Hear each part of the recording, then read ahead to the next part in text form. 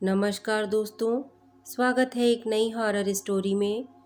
दोस्तों, अगर आप चैनल पर नए हैं तो आपसे रिक्वेस्ट है प्लीज़ चैनल को सब्सक्राइब कर लें, जिससे आने वाली सारी नोटिफिकेशन आपको मिल सके। तो चलिए दोस्तों, बिना देर किए कहानी को शुरू करते हैं। वीरान नगर के मेंटल हॉस्पिटल के सामने सुबह के समय एक ऑटो आकर रुका। इसमें से रवि नाम का एक लड़का उतरा और अस्पताल के गार्ड को बुलाने लगा। कुछ देर तक जब कोई नहीं आया तो रवि खुद ही गेट खोलकर अंदर जाने लगा।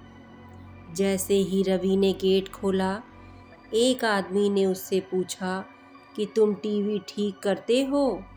रवि ने जवाब दिया, नहीं। यह सुनते ही उस आदमी ने रवि को जोरदार थप्पड़ मारते हुए कहा कि यहाँ से अभी सिर्फ टीवी ठीक करने वालों को अंदर आना था, तुम यहाँ क्या कर रहे हो? रवि को कुछ समझ नहीं आ रहा था। थप्पड़ खाने के बाद उसका सिर भी चकराने लगा, लेकिन किसी तरह खुद को संभालते हुए रवि ने कहा कि मैं यहाँ नौकरी के लिए आया हूँ। तभी एक डॉक्टर और उसके साथ 4 कंपाउंडर भी गेट के पास पहुंच गए। उन्होंने थप्पड़ मारने वाले इंसान को पकड़ लिया। डॉक्टर ने कंपाउंडर से कहा कि जाओ इसे ले जाकर ट्रीटमेंट की तैयारी करो, मैं जल्दी आता हूँ।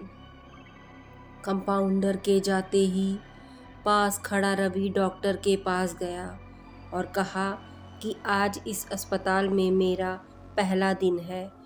क्या आप मुझे बता सकते हैं कि डॉक्टर पाटिल कहाँ मिलेंगे?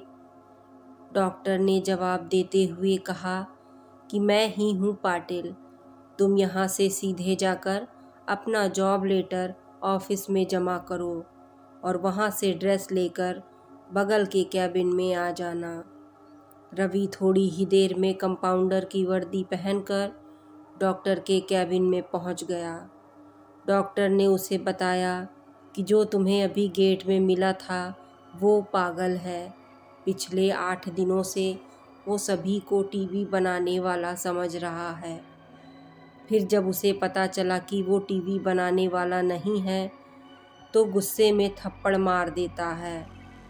उसके बाद डॉक्टर ने अपने अस्पताल के रमाकांत कंपाउंडर को बुलाया और रवि का परिचय सबसे कराने के लिए कहा। रमाकांत ने कुछ ही देर में रवि से सबको मिलवा दिया और फिर उसे मरीजों के कमरे में ले गया। वहाँ हर कोई कुछ न कुछ अजीब हरकत कर रहा था। कोई दिल टूटने वाली शायरी सुना रहा था तो कोई फिल्मी संगीत गाते हुए डायलॉग मार रहा था। सभी मरीजों को दिखाते हुए रमाकांत ने रवि से कहा कि आज के बाद से तुम्हें इन सारी चीज़ों को झेलना होगा। इतना कहकर रमाकांत वहाँ से चला गया।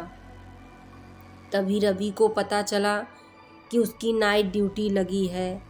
दिन के समय आराम करने के बाद रवि रात को मरीजों की देखरेख में जुट गया। जैसे ही रात के 12 बजे तो सभी का चेहरा डर से पीला पड़ने लगा। हल्ला करने वाले मरीज भी चुपचाप से एक कोने में बैठ गए। यह सब देखकर रवि को बड़ा अजीब लगा।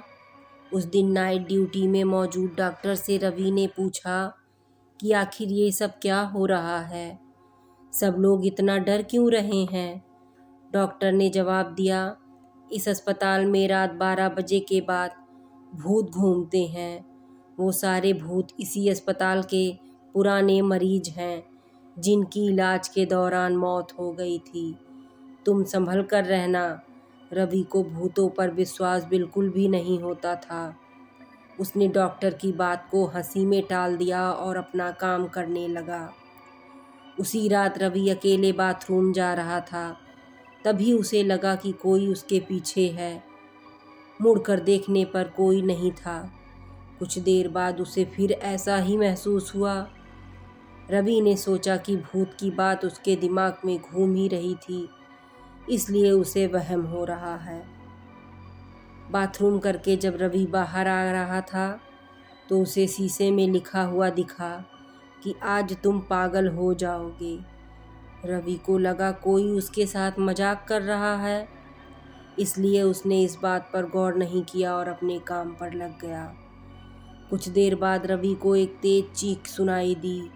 वो दौड़ते हुए आवाज़ की ओर गया। जैसे ही रवि वहां पहुंचा तो एक पागल ने दरवाज़ा अंदर से बंद कर दिया। किसी तरह से रवि से उस दरवाजे को खुलवाया। दरवाज़ा खुलते ही उस पागल ने रवि को हवा में उछाल कर गिरा दिया। रवि इतनी जोर से गिरा कि उसकी पीठ में गहरी चोट लग गई।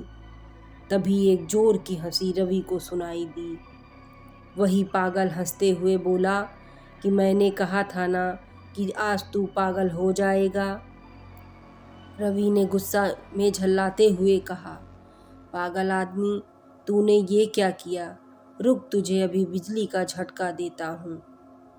पागल ने जवाब दिया, अस्पताल में मिलने वाली बिजली के झटके से ही तो मेरी मौत हुई थी। अब तू क्या मुझे कोई शौक देगा? अब मुझे इनका डर नहीं। इतना कहते ही उस पागल भूत ने रवि को एक हाथ से पकड़ा और दूसरा हाथ स्विच बोर्ड में डाल दिया। इस तरह से रवि को बिजली का इतना तेज झटका लगा कि उसकी चीखों से पूरा अस्पताल गूंज गया। रवि की आवाज़ सुनकर अस्पताल में मौजूद नाइट शिफ्ट दौड़ते हुए उस कमरे की तरफ आए। सबको वहां रवि बेहोश हालत में मिला। तुरंत रवि को मरीजों के बेड पर लिटाया। उसी दिन से रवि की दिमागी हालत खराब है और रवि अपने आप को उस अस्पताल का डॉक्टर समझता है। उसने उस दिन के बाद से कई लोगों को ब्लेड से पेट काट दिए हैं। हर रात उस भूतिया अस्पताल से रवि की तरह चीखने की आवाज़ें आती हैं और किसी न किसी को वो भूत रवि की तरह पटक देता है।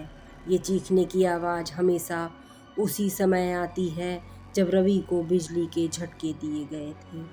दोस्तों, ये कहानी हमें सिखाती है कि सामने वाले की चेतावनी को हल्के में लेना खतरनाक हो सकता है। हमेशा सतर्क रहना चाहिए।